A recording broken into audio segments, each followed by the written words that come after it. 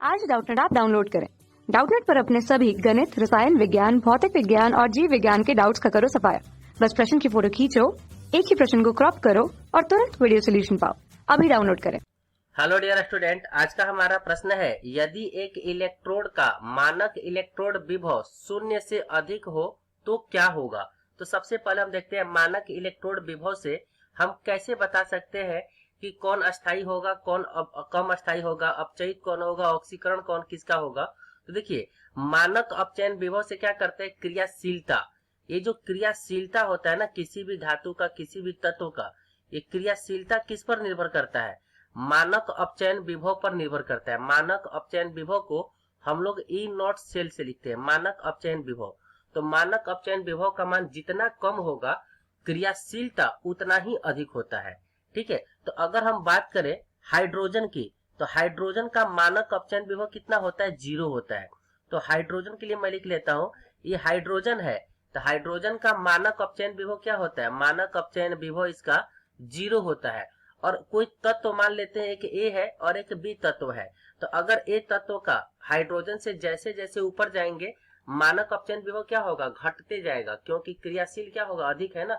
तो क्रियाशीलता बढ़ेगा तो मानक अपचयन विभव क्या होगा, घटेगा, मतलब निगेटिव मान होगा। और हाइड्रोजन से नीचे की ओर आते हैं तो मानक अपचयन विभव क्या होता है, धनात्मक होता है, यानी क्रियाशीलता घटने लगता है। तो चलिए देखते हैं हमारे पास क्या हो गया। जैसे जैसे हम ऊपर की ओर जाएंगे, जैसे जैसे ऊपर की ओर जाएंगे, ऑक्सीकरण होता है, उस धातु का क्या होगा, ऑक्सीकरण होगा। और जिसका ऑक्सीकरण होता है वो कैसा होता है, अपचायक होता है, अपचायक होता है वो, अपचायक। ठीक है, और जैसे जैसे नीचे की ओर आएंगे क्या होता है, अपचयन की क्रिया होता है, अपचयन, यानी वो कैसा होगा, ऑक्सीकारक के भांति काम करेगा, ऑक्सीकारक, ऑक्सीकारक होगा। ठीक है, तो चलिए देखते हैं, हम अब बात पे लिखते हैं, पॉइंट देखते हैं कथन पे। पहला कथन है, इसका ऑक्सीकरण, देखिए कोई एक तत्व है जिसका क्या है, मानक इलेक्ट्रोड विभव शून्य से अधिक है। शून्य से अधिक का मतलब क्या है, शून्य से अधिक का मतलब धनात्मक है। तो धनात्मक है मतलब क्या होगा, हाइड्रोजन से कम क्रियाशील है। और जो हाइड्रोजन से कम क्रियाशील होगा वो क्या करेगा, हाइड्रोजन को अपचयित नहीं कर सकता, हाइड्रोजन को क्या करेगा, ऑक्सीकृत करेगा। तो देखिए, इसका ऑक्सीकृत रूप हाइड्रोजन गैस की तुलना में अधिक प्रस्थायी होता है। ध्यान से सुनिए, इसका ऑक्सीकृत रूप हाइड्रोजन गैस की तुलना में अधिक प्रस्थायी होता है। यार एक बात बताइए, जो तत्व कम क्रियाशील है उसका ऑक्सीकरण कैसे हो सकता है, वो तो कम क्रियाशील होगा ना, तो उसका अपचयन होगा। ये तो गलत कथन हो गया।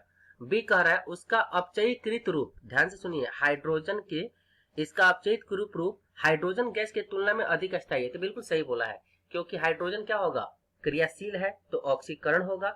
तो जो दिया हुआ तत्व उसका क्या होगा, अपचयन, तो उसका अपचयीकृत रूप हाइड्रोजन गैस की तुलना में क्या होगा, अधिक अस्थायी होगा। ये सही है। सी कह रहा है इसका अपचयित रूप हाइड्रोजन गैस की तुलना में कम अस्थायी है। तो गलती हो गया। तो कौन सा आंसर हो जाएगा इसके लिए, ऑप्शन नंबर बी होगा। तो जो हाइड्रोजन से नीचे होता है उसका अपचयित रूप क्या होगा, हाइड्रोजन से अधिक अस्थायी होगा। आई होप आपको ये कंसेप्ट समझ में आया होगा। Thank you. कक्षा 6 से 12वीं से लेकर नीट, IIT, JEE वो एडवांस के लेवल तक 1 करोड़ से ज्यादा छात्रों का भरोसा। आज ही डाउनलोड करें डाउटनेट ऐप या व्हाट्सएप करें अपने सारे डाउट्स 8400 400 400 पर।